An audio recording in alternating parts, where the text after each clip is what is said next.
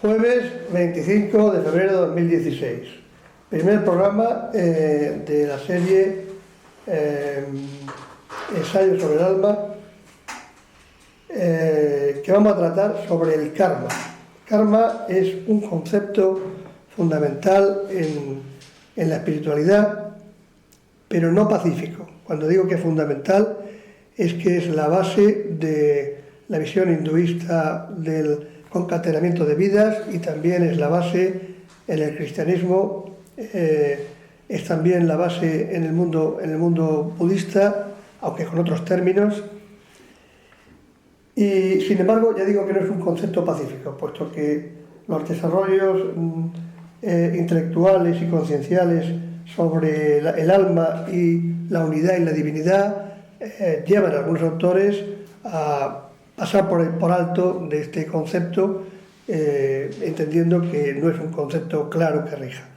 Nosotros, como es natural, en este espacio vamos a respetar siempre las opiniones de todos, pero partiendo de que nuestra visión es de que el karma es un elemento fundamental, vamos a intentar desarrollar su concepto. El karma, en realidad, la gente tiene tendencia a identificarlo con los aspectos negativos del comportamiento. Uno, cuando dice yo tengo este karma, siempre suele referirse al aspecto negativo de que hizo algo en otra vida y por lo tanto ahora lo tiene que pagar. No es exactamente así. El karma significa acción, hecho. Karma es de alguna manera todo lo que hacemos, todo lo que pensamos, todo lo que sentimos.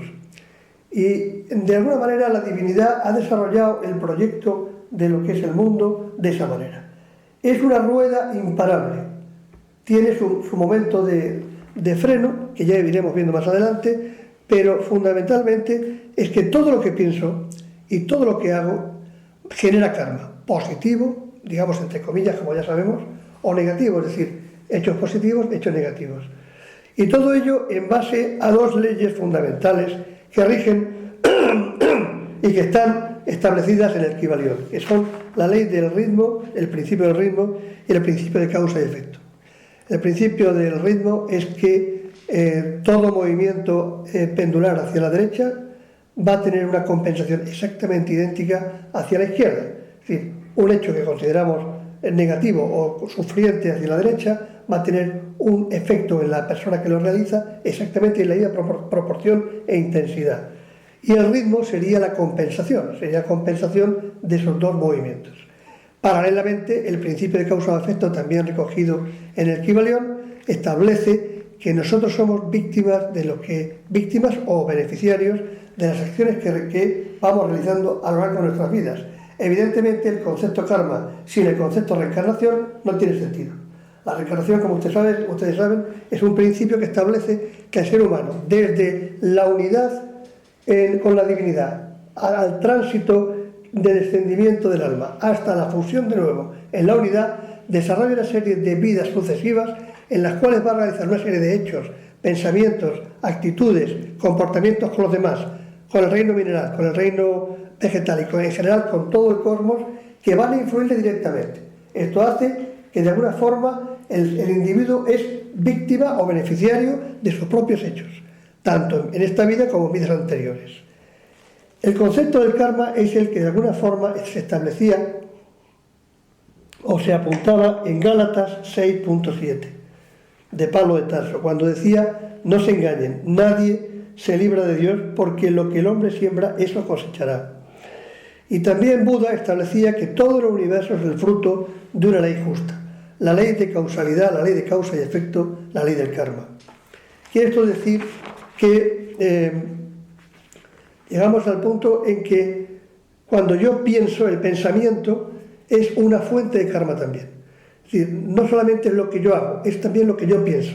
¿Por qué? Porque tenemos que comprender que el pensamiento es una fuente de espiritualidad y una fuente de transmisión de espiritualidad de primera magnitud. Nosotros lo que pensamos en positivo y en negativo nos afecta en positivo y en negativo. Es decir, naturalmente relativizando el concepto positivo-negativo en el concepto de la unidad. Pero tenemos que utilizar esa dualidad para entendernos a nivel al menos teórico. Quiere decir, lo que yo pienso establece una energía positiva en lo que me rodea, que llena el aspecto que yo ocupo y trasciende más allá de lo que yo ocupo. Por eso ustedes saben que hay personas que se reúnen estableciendo meditaciones en pensamiento positivo con el convencimiento de que eso beneficia el conjunto de la espiritualidad mundial. Del mismo modo, el pensamiento negativo influye directamente, primero, en quien lo piensa, segundo, a quien va dirigido y tercero, en el ambiente en el que uno se encuentra. Por ejemplo, pongamos un ejemplo práctico.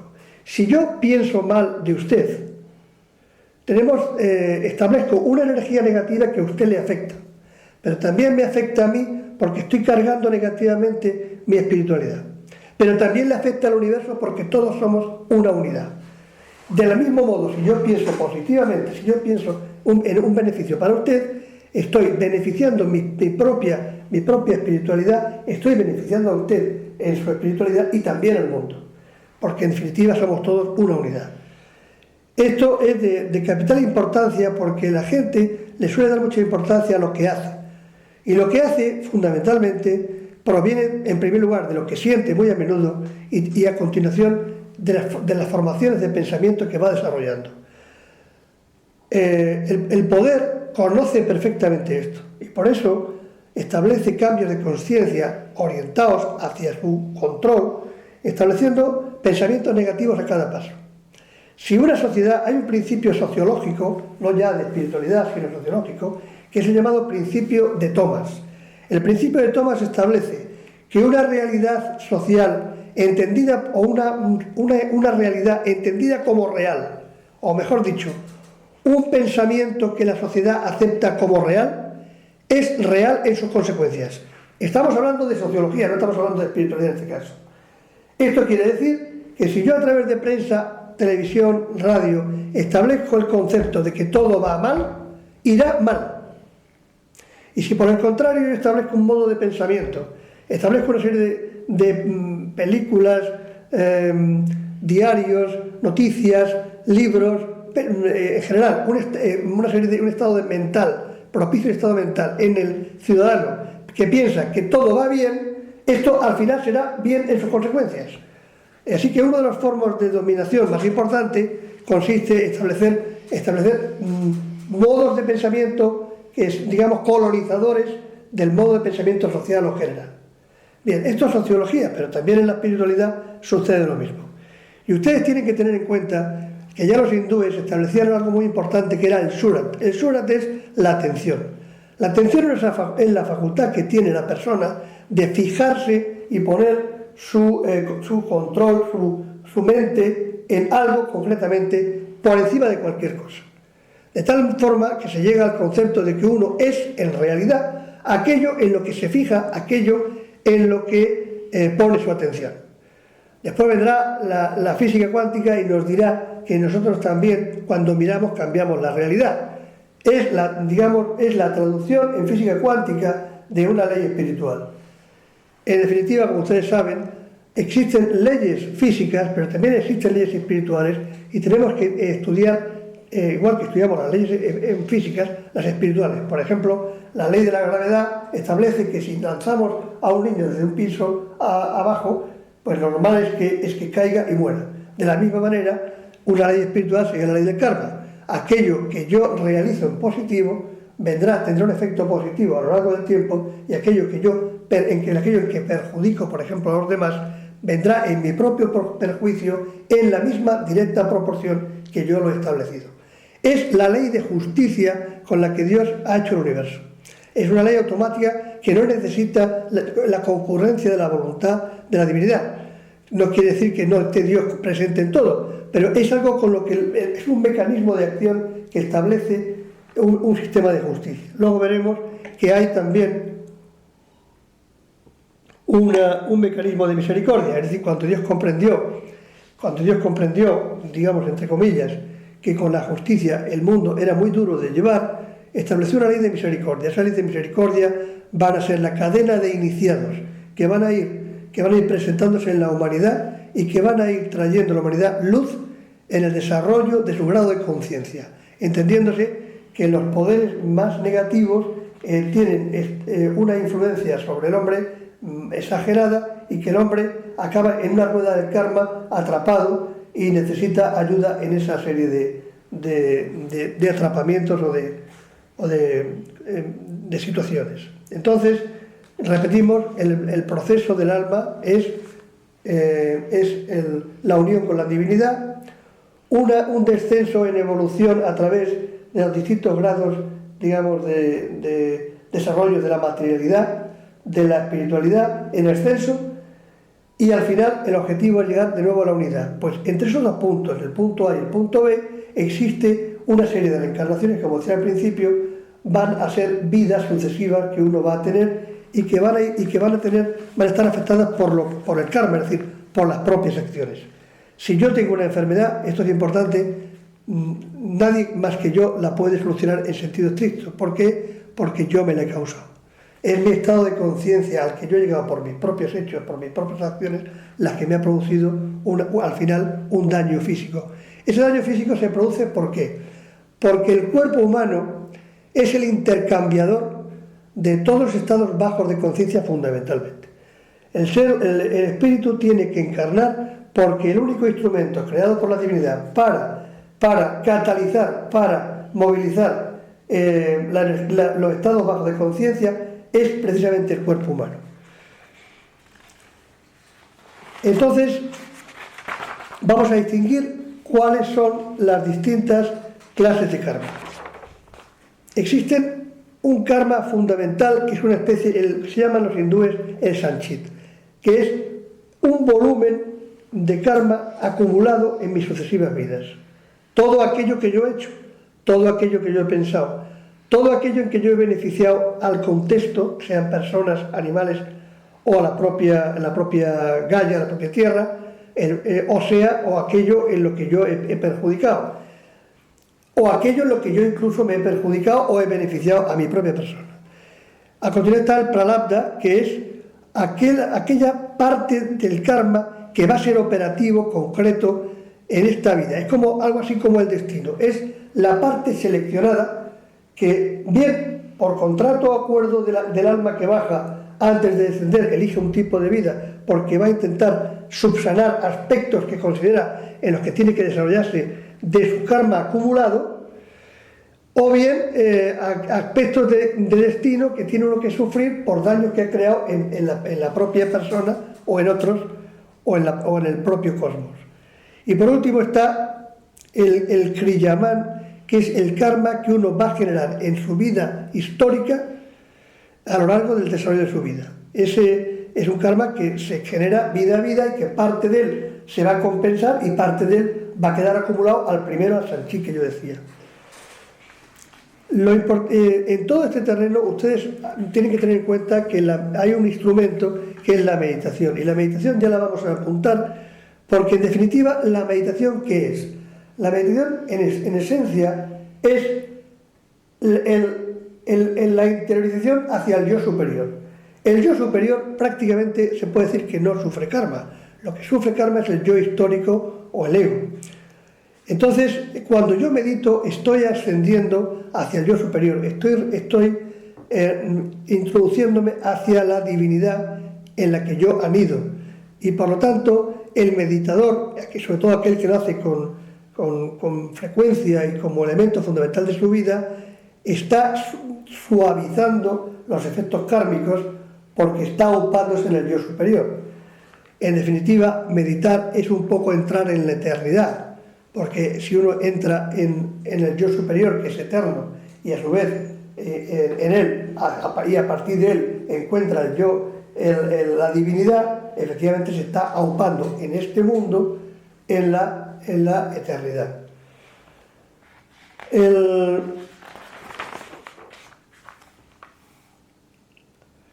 Es importante, en ese proceso de meditación, es importante tener en cuenta que si se hace con la suficiente conciencia y con periodicidad, con intensidad, uno va a obtener un paulatino desarrollo interior que va a hacerle perder el brillo de lo que esta matrix, esta apariencia de realidad en la que nosotros vivimos supone. Nosotros vivimos todos encandilados con el elemento material, con el elemento sexual, el elemento poder, los placeres, la propia belleza que tiene la naturaleza, la propia belleza del arte. Todo esto nos encandila, nos interesa mucho.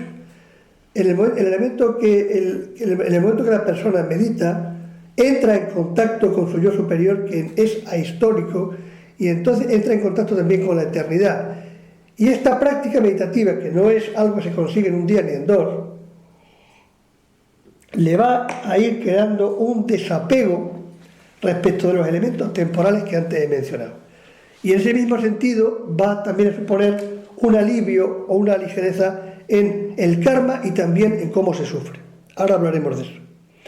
Y cuando empieza a perder ese apego, ese deseo que siente por todo aquello que le rodea, le va generando una gran libertad personal, empieza a distanciarse del mundo, porque es proporcional el modo en el que uno se adentra en su interior, es directamente proporcional al modo en el que uno se desapega de lo que le rodea, que es lo que le ata en realidad. Y esto es muy importante porque tienen ustedes que tener en cuenta que los apegos en los que uno vive son los grandes elementos que dificultan el tránsito, que ahora está muy de moda, el tránsito en el estudio y el tránsito desde la vida, o sea, de la vida a la muerte, es decir, o a la eternidad o a la divinidad. Fundamentalmente, cuando la persona sale del cuerpo material, el gran problema que tiene son sus apegos con todo lo que los elementos que han supuesto una realidad en su vida. Apegos a familiares, apegos a posesiones, apegos al trabajo, a la situación de poder que tenía, a la sexualidad, a lo que sea. Esos apegos son lo que le va a impedir en el tránsito caminar hacia la luz, o se lo va a poner más difícil. Incluso es lo que va a determinar reencarnaciones sucesivas en niveles bajos. Por lo tanto, la persona que hace meditación lo que está es facilitando el desapego, y lo que está facilitando también es la rampa de salida hacia la luz en el momento del tránsito de la vida hacia la muerte. De ahí la importancia de entender lo que es el karma y naturalmente su complemento, la meditación, para fijar la atención en la espiritualidad. Uno puede preguntarse, ¿en qué momento yo realmente estoy cambiando mis apegos? ¿En qué momento yo estoy, a través de la meditación, saliendo de la atención del karma fundamentalmente y fijándome en el yo superior? Es el estado de conciencia el que lo va a decir. Para saber si uno está elevándose, como tanto se dice, o iniciándose, es que uno empieza a tener las ideas más claras, uno empieza a verse a sí mismo con más claridad y además a los demás, y empieza a no darle importancia a cosas que de manera muy natural, sin proponérselo. Un ejemplo concreto sería el siguiente. Yo he visto a algunos autores en conferencias sobre el tema de la dietética y la espiritualidad. He visto varios autores que establecen que, como yo mismo también así lo veo, que la espiritualidad tiene mucho que ver también con la alimentación, porque uno es, en definitiva, también lo que uno come le influye, ¿no? El elemento espiritual del animal ingerido a uno, o de la planta, a uno le influye directamente. Y así son muchas las religiones que han incidido en poner importancia en comer este animal o no comerlo, o no comer ninguno, etc. Pero claro, Luego, cuando uno ve en la conferencia, pues establece, bueno, algunos confiesan claramente, pues yo no he conseguido sino llegar hasta el reino, digamos, hasta los peces, porque yo no como animales, pero peces sí como y tal, porque no he conseguido. Realmente, cuando la persona toma un estado de conciencia del daño que supone a otros seres, el modo de alimentación actual del depredador hombre, si realmente llega a ese estado de conciencia, el efecto práctico es que no va a haber lucha en él. Se sabe que ha llegado a un estado de conciencia real, porque ese estado de conciencia lo pone en paz. La persona que tiene discusión interna entre si come o no come esto, es la persona que no ha llegado al estado de conciencia, es la persona que está en el estado mental, está en el yo quiero hacer esto, y eso no da paz. Por eso tampoco es muy aconsejable romper los hábitos dietéticos de manera radical, porque eso no produce elevación espiritual. Tiene que ser un proceso y hacerlo cuando el estado de conciencia lo hace. Es decir, esto es algo muy similar al tema de la trata de blancas. En épocas históricas la prostitución se veía como un beneficio, incluso un beneficio social, la gente aceptaba incluso a las mujeres, era algo que no... Bueno, hoy en día, a través de los medios de comunicación, la gente comprende que detrás de la prostitución existe lo que se llama la trata de blancas, incluso en países occidentales, como puede ser España, puede ser Francia o puede ser Alemania, no solamente en países del tercer mundo. A partir de esa información, hay gente que ha entrado en estado de conciencia de que es un comportamiento que no le agrada hacer, que ya rechaza. Bien, ese sería un ejemplo. Nadie no tiene lucha ya, en el momento en el que la persona ya no tiene lucha sobre si hace o no hace. De pecado o no pecado, no. El estado de conciencia no tiene que ver con eso. El estado de conciencia tiene que ver con que yo ya esto no lo hago, o sí lo hago, porque me lleva a mi interior a esa realidad. Bien. Así que a través de la meditación nosotros vamos a ir elevando nuestros estados de conciencia, aproximándonos a estados de desapego cada vez mayores. Y hay que tener en cuenta que casi todas las religiones han incidido en elementos que uno puede manejar o no. Yo ya les digo de antemano que hay cosas que el ser humano no va a poder manejar en esta vida, por mucho que se lo proponga. Por ejemplo, la situación de riqueza, es decir, el destino, la situación de riqueza o de pobreza en la que una persona vive. Puede luchar contra eso y puede intentar mejorarlo, pero hay un elemento kármico muy importante que le va a paralizar.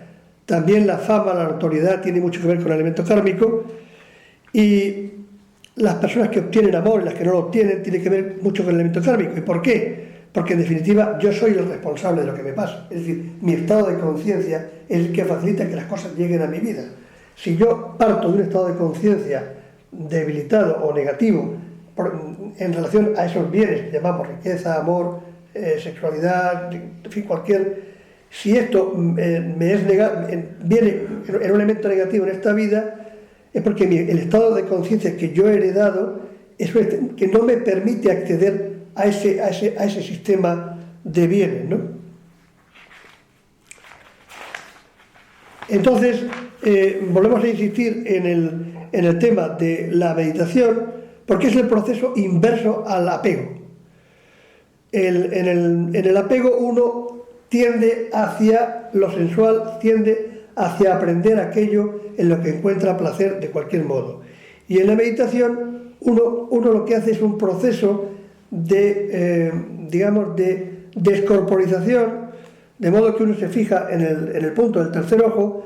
Esto quiere decir que todos los 9 orificios, desde aquí, desde la parte del tercer ojo hacia abajo, quedan en desatención, porque lo que se está pretendiendo es fundamentalmente entrar en la espiritualidad a través del desarrollo del tercer ojo. Hablaremos en programas sucesivos sobre las técnicas que nos permiten llegar a ese punto. Pero hay 3 actitudes fundamentales que una persona puede tener en el elemento kármico, y son las siguientes. Uno puede pasar por esta vida viviendo como un dador, es decir, con una actitud, un estado de conciencia de entrega. Es una buena actitud de partida, desde luego le va a compensar muchos elementos kármicos del pasado. Uno puede pasar en esta vida con una actitud de comerciante, es decir, yo doy en proporción a que recibo. Esta es la gente que pasa por el mundo sin pena ni gloria. Esto es muy corriente oír a una persona decir, yo soy un hombre justo. Quiere decir, a mí me actúo con la gente en la proporción en la que recibo. Si no me quieren, no doy amor, si no me dan honradez, no doy honradez, etcétera, etcétera, etcétera. Bueno, pues usted ha perdido el tiempo porque usted ha llegado a una situación de equilibrio, actúa como un comerciante y por lo tanto no avanza en su proceso conciencial. Y luego está el tercero, en el que estamos la mayoría de nosotros, que es vivir como un consumidor. Es decir, yo intento adquirir de lo que me rodea todo lo que puedo. Es decir, voy al supermercado y cojo todo lo que puedo y si puedo no pago. Esa es la actitud de la mayoría de nosotros y esa es la actitud que desde el punto de vista kármico más perjudica.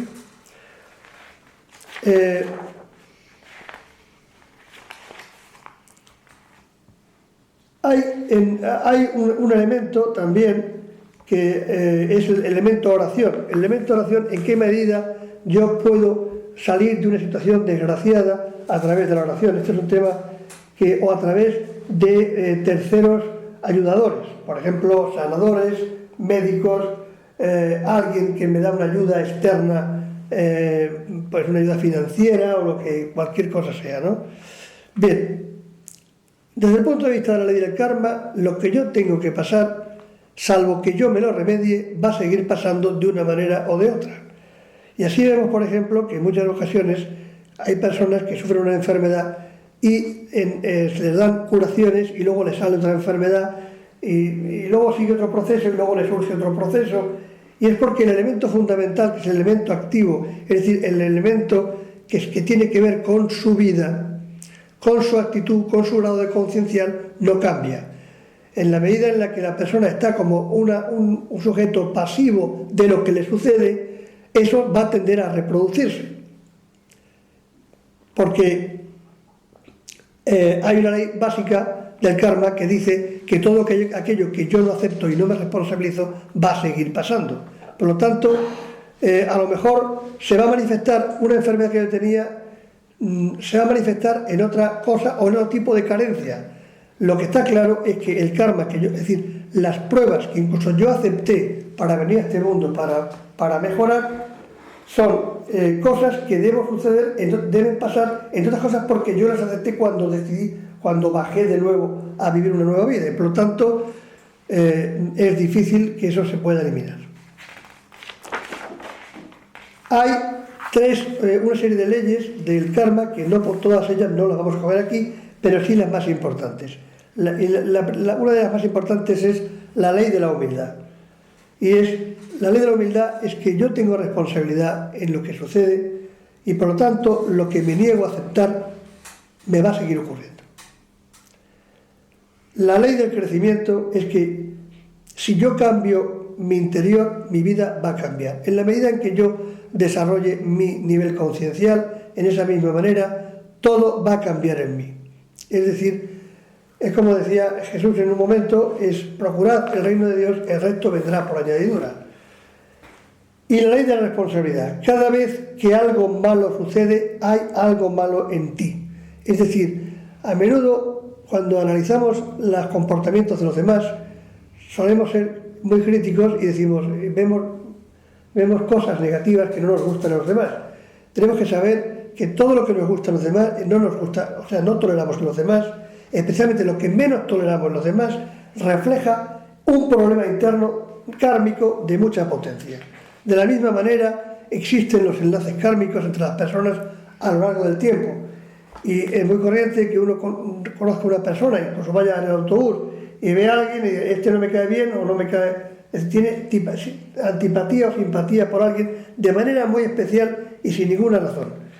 Eso también es porque han existido enlaces a lo largo del tiempo y hay cuentas pendientes entre las personas y a veces el modo de salir de la situación es subiendo el estado de conciencia y naturalmente eso sería el amor. Es decir, aquel que yo rechazo, si introduzco la ley del amor, supero el estado de conciencia y establezco la paz de esta y otras vidas con él.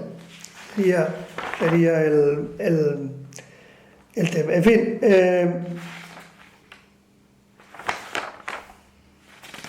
yo creo que con esto tienen ustedes ya herramientas que les van a permitir tomar conciencia de la importancia del karma en sus vidas, y en otros programas posterior hablaremos especialmente del karma en lo que tiene que ver con lo mental, porque probablemente el plano mental sea el plano más problemático y que más incidencia y más elemento kármico suele producir, mucho más hoy en día, donde ya con el tema de redes de internet, etcétera, etcétera, el elemento mental está presente en nuestras vidas constantemente, de manera intensa. Muchas gracias por su atención y hasta un próximo programa.